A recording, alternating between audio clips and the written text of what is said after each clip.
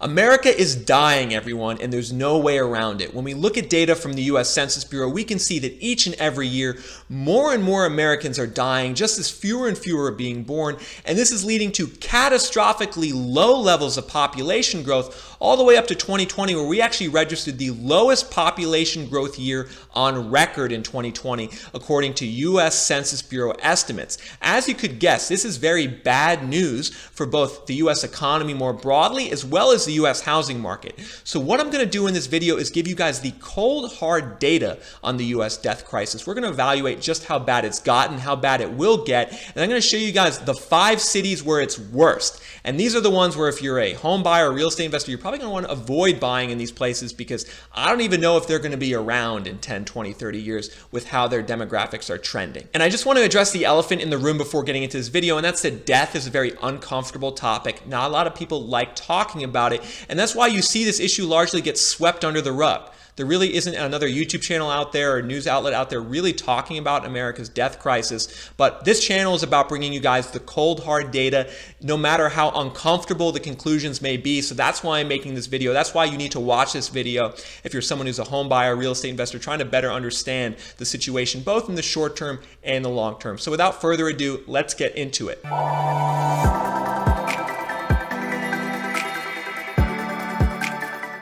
And the best way to get started in terms of understanding the US's demographic growth decline is by looking at 2 key data points. The first is births in America each year, which is the blue line, and then the second is deaths, which is the red line, and then the green bars down below show the difference between the two. And this is data going back over the last 3 decades provided by US Census Bureau estimates. They look at death and birth certificates by county to come up with these estimates. And we can see that births have trended down over the last 30 years, all the way from 4.1 million in the early 90s down to 3.7 million in 2020. That's the lowest level in 3 decades in 2020.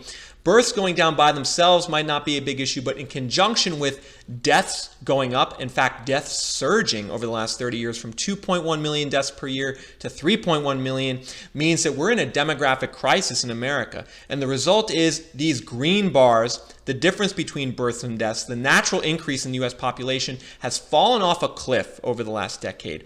We were used to being around 1.6 to 1.9 million increase per year due to organic population growth, natural growth. That's plummeted all the way to 700,000 in 2020, and this spells big problems for the US economy and housing market going forward. And so you're looking at that graph, and I'm sure you're asking yourself, like, what's going on here? Why are births plummeting, deaths increasing, and the overall natural increase in the US population at the lowest levels of all time? And the answer is simple: aging. The US is getting old. Back in 1970, the median age in America was 28. Now the median age is 39.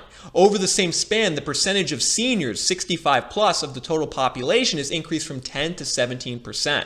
So with the US getting older, that means more people on the brink of death. That means less people having kids. And that's why we're seeing the demographic crisis that's occurring in America, especially over the last 5 years. And you can see the last 5 years in particular have been very, very bad. So on this graph, we're looking at 3 lines. The green line is once again the natural increase in population, which we just looked at. The blue line is the level of international immigration into America. And these 2 lines sum together to get the yellow line, which is the total level of population growth. And we can see here in 2020 that total population growth of 1.2 million is by far the lowest in the last 3 decades. If you guys are enjoying this data and you want to learn more about the US housing market, US demographics, just make sure to hit the like button. When you do that, it gets me a bit more exposure on YouTube, and as a result, I can then produce more of these videos going forward, share more content. So hit that like button. Also make sure to leave a comment. What are you seeing in the US housing market as a renter, buyer, investor? When you guys comment, it makes these videos better. All right, everyone, let's get back to it. If we were to just go back 10 to 15 years ago, the population and growth in America was 2.5 million per year. Now it's all the way down to 1.2. Why is it down to 1.2? Well, we talked about how the natural increase has gone down, aka fewer births, more deaths. But another interesting trend over the last 5 years is that international migration has also plummeted. Typically averaging around 800,000 to a million per year, international migration has gone all the way down to 500,000 in 2020 as the COVID pandemic really restricted the amount of people moving into America. And this is a real double whammy for the US. Less people being born, more people dying, less people coming into the country, leading to all-time low levels of population growth. And this is a narrative that you strangely hear almost nothing about. You don't hear anything about the fact that demographically speaking, the US is experiencing some of the worst years it ever has over the last half decade. And why don't you hear about that? Quite simply because it's an uncomfortable thing for Americans to accept, that our great country, which is a great country, well, it's slowing down, it's aging, its growth levels are decreasing. And this is an especially hard thing for people in the real estate industry to accept, because declining levels of population and demographic growth, you know what that means. Declining levels of people who need an apartment, who need a home, and this is going to spell big problems for the long-term appreciation levels of the US housing market. Now, the thing we need to acknowledge is that not all parts of America are experiencing this death trend, as I call it, at the same rate. Put simply, there's certain areas which are already well into this death trend. They would be in the Midwest, the Northeast, and the Southeast. But there's other parts of the country, like the mountain regions and out in the Pacific coast, which are actually still having a very high amount of births relative to death. So it's really important to understand these regional and local differences, because they're likely going to have a big impact on future real estate appreciation and where you want to buy as a home buyer or an investor.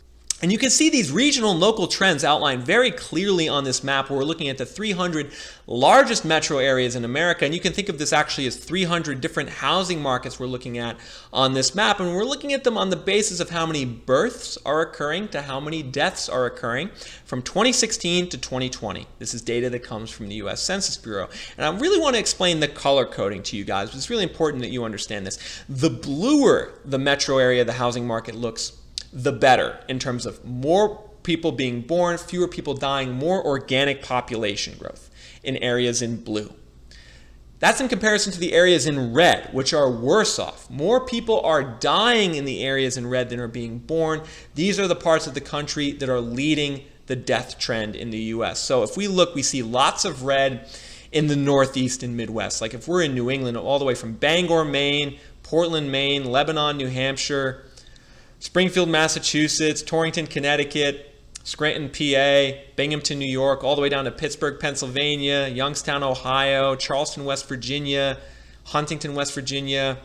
All of these areas in the Northeast, Midwest, Rust Belt are really struggling from a demographic standpoint. More people are dying than being born. Like a place like Pittsburgh had 116,000 births the last 5 years compared to 140,000 deaths. That is not good for the local economy and housing market. We can see this death trend also extends into the Southeast. Like if we go to Kingsport, Tennessee, Johnson City, Tennessee, Asheville, North Carolina, Knoxville, Tennessee, all the way down to Florida, where a place like Northport, Sarasota, Florida has almost 2 times as many people dying as being born. You can see that it's really the eastern half of the US that is struggling with this aging death trend. If we look on the western half of the US, we see a sea of blue.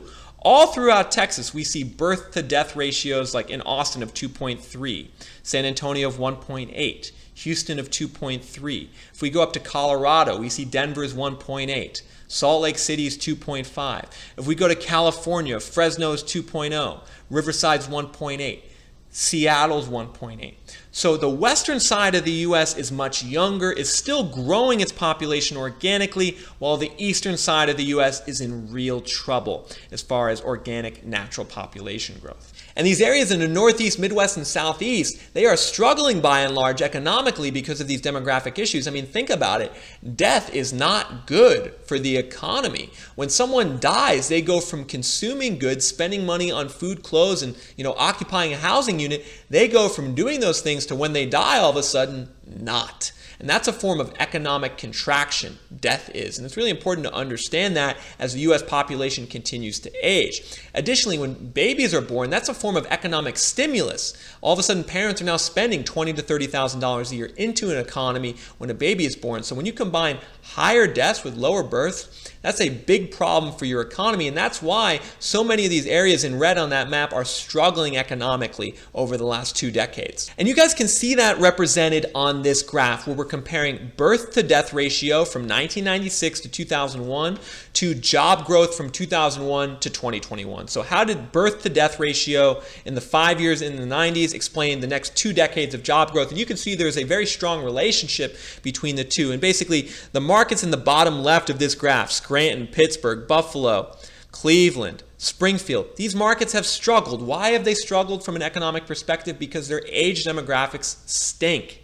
They're old, they're dying, not as many people are being born. If we go further up on the right here, Houston, Salt Lake City, Ogden, McAllen, Texas, Provo, Utah, why are they doing so well from an economic standpoint? Why are jobs growing so much? Because they have a strong birth to death ratio, good underlying demographics. Now, of course, there are some exceptions to the rule. We can see a lot of Florida markets like Cape Coral, Lakeland, Northport, Deltona, and Tampa. They're kind of far above this line, meaning that their job growth is better than you would expect given their birth to death ratio. That's because Florida is a heavy migration market, which is certainly something to take into account. We'll talk about that more later. However, it's interesting. When you eliminate Florida from the analysis, you see this relationship gets even stronger. And so it's really important to understand this. Birth to death ratio, your age demographics have a huge impact on your future level of economic growth. Now, I think you look at this data and you might be saying to yourself, if you're a home buyer or real estate investor, that maybe you should just buy somewhere on the West Coast, because from an age demographic and future growth standpoint, that's where the growth is going to be. I mean, the future of America is definitively on the western half of the US. There is no escaping that. However, there's also a problem with these western US markets in Texas and Utah and California, and that's that while their growth is relatively strong, while their birth to death ratio is relatively strong today, it is still in decline. And that's the important thing that we can't forget, is that America is declining broadly. Everywhere is experiencing lower natural increase, lower births, more deaths. You can't escape this. Even if you go to an Austin or a Salt Lake City, which still have a decent birth to death ratio today, that ratio today is much lower than it was 20 years ago. And that means your future growth expectations in these high growth Western markets need to be dialed down. And you can see this trend played out in a market like Phoenix, which is what we're evaluating on this graph. The blue line, which is births, the red line, which is deaths, and then green bars, the natural increase in a place like Phoenix. And we can see from the early 90s to the late 2000s, way more births occurring in Phoenix. The deaths were only picking up moderately, and that meant that the natural increase was growing all the way up to a high of 45,000 in 2008. Plus 45,000 in the local population due to births minus deaths. However, since then in Phoenix, it has been on a consistent downtrend all the way into 2020, when the natural increase is at a minuscule 17,000, the lowest it's been in the last 30 years. And you can see that's due to a flatlining in births and a surge in deaths. A similar situation exists in Salt Lake City, where we had, once again, a big surge in births from 1991 to 2010. Deaths didn't go up that much, and as a result, the natural increase in population increased all the way through 2010. However, since then, it's been on a steady decline. Births have gone down, even though that Salt Lake City, relatively speaking, is still a high birth metro. There's less occurring than there used to be. The deaths are going up, and that means that the 9,000 natural increase that the Salt Lake metro had in 2020 was the lowest it's experienced in 30 years. Things get even worse when you look at a place like Los Angeles, which 30 years ago was a shining beacon of organic population growth. In 1991, plus 180,000 in organic growth in LA. However, since then, births have absolutely plummeted as deaths have gone up incrementally. And that means by 2020, we only had a natural increase of 46,000 in LA, down from 180,000 30 years ago. And this is the real problem that America faces, right? Is that even places like Phoenix, Salt Lake City, and Los Angeles, which are objectively speaking the best organic growth markets in America today, well, these best growth markets are actually way lower in terms of growth than they were 10, 20, or 30 years ago. So for instance, if you're a home buyer or real estate investor going into Phoenix or Salt Lake or LA, and you're trying to project out future demographic growth, future job growth, future population growth, over the next 5, 10, 15, 20 years in Phoenix or Salt Lake, it will be lower than it was the last 5, 10, 15, 20 years. And this is the thing that a lot of people are having a hard time accepting. A lot of people in real estate are having a hard time acknowledging that America's growth is declining. And this is going to have a big negative impact on the housing market. Because number one, we're in a big short-term housing bubble. Right? I talk about that a lot on this channel. But from the long-term perspective, the housing market does not look good either because of this declining organic growth. But the really concerning thing is this aging and death trend has just gotten started. After all, the oldest baby boomers are now 75 years old. That's right. So the baby boomers, the biggest generation of all time, they're now entering the age where they're going to start dying. And that means they haven't even really shown up yet.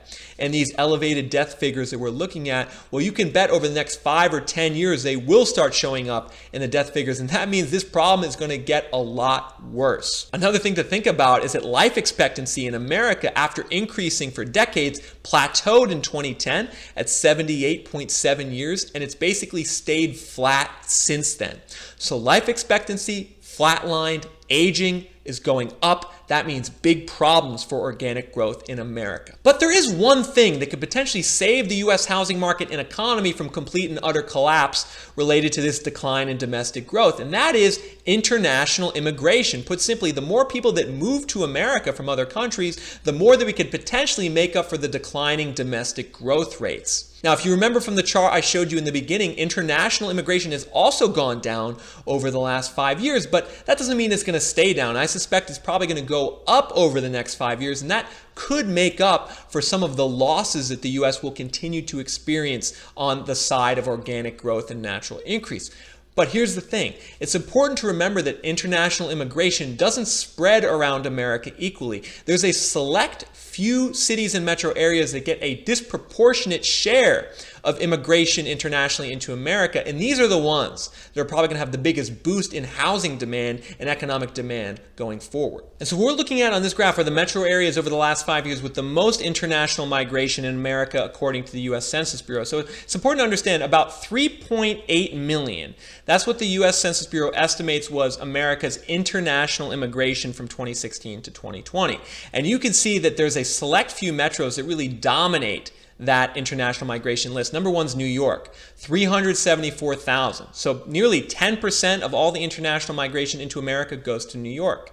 Similarly, about 10% also goes into Miami with 338,000 international migration over the last 5 years. So these two areas combined, New York and Miami, are over 20% of all the international growth. If we continue down this list, we can see it's a lot of large gateway markets.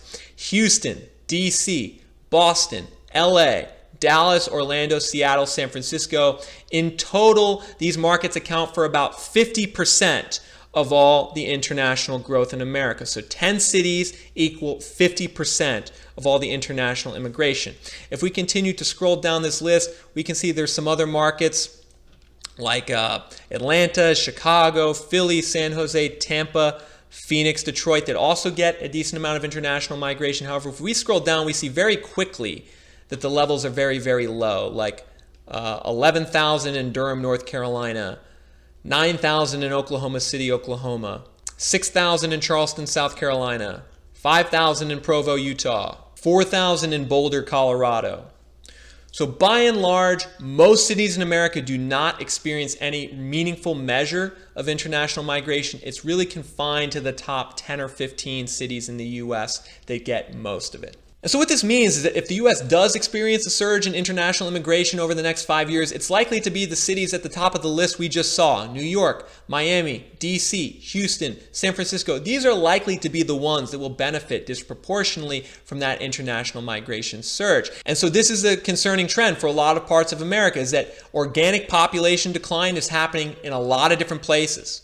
Right? But the bounce back of international immigration, which could potentially make up for that organic decline, is going to be confined to, let's say, 5, 10, 15 different cities are going to be the beneficiary of potentially that international migration bounce back. And so this is going to have a very interesting long-term impact on the U.S. housing market over the next 5, 10, 15 years. I think a lot of the gateway markets that have struggled as of late, maybe a place like New York, Los Angeles, D.C., or San Francisco, I think over the long run, they might actually do better than people think. Because if and when international immigration increases, it'll be those cities that benefit. Meanwhile, a lot of cities across the middle of America, which are struggling with organic population decline, a place like Pittsburgh, a place like Charleston, West Virginia, Knoxville, Tennessee, Charleston, South Carolina, Northport, Florida, those places are not likely to receive much international immigration and thus will be left more on their own to deal with their own organic population decline. I hope you guys stuck with me throughout this video. This is a pretty morbid topic. It's an intense topic. Not a lot of people like talking about it, but it's very necessary to analyze because the paradigm of growth in America is changing forever. We're not going to be able to walk back from the aging of the US population. This means future growth expectations should be dialed back. It's going to be problematic for the economy and the housing market more broadly. If you guys like this content, you want to see more of it, make sure to become a subscriber. I have 3 of these data-driven videos coming out per week on US real estate, US demographics. I love sharing this data. Would love to have you a subscriber. Also think about joining the channel as a sponsor member. The cost is $5 a month. You get some really cool perks for that. There's an exclusive members-only community board where I post and tease videos. I don't post these things anywhere else. I'll also poll you guys and ask you what you think future videos should be. In addition, as a sponsor member, you get exclusive access to a monthly newsletter, a ReVenture newsletter, which you can see on the screen right now, where I post all of the data on the US housing market on a month-by-month basis, as well as my insights and thoughts on the markets to target and markets to avoid. So if you want that newsletter, if you want the exclusive perks, hit the join button down below. There's also a link in the description. All right, everyone, until next time, this is Nick from ReVenture Consulting signing off.